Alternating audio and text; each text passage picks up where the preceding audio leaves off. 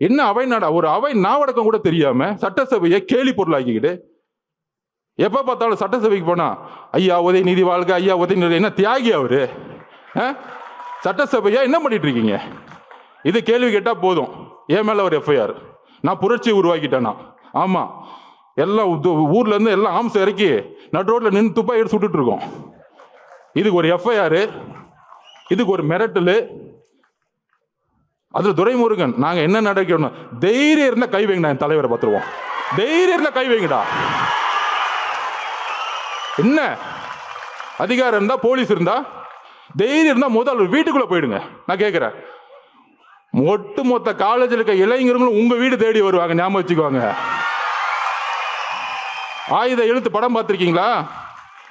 பெரிய ரவுடி எழுத்து நிற்பாங்க. அந்த படத்துல மணிரத்னம் சார் எழுதியிருப்பாரு, இளைஞர் புரட்சி. அந்த புரட்சி தான் 26ல உருவாகிட்டு இருக்கு.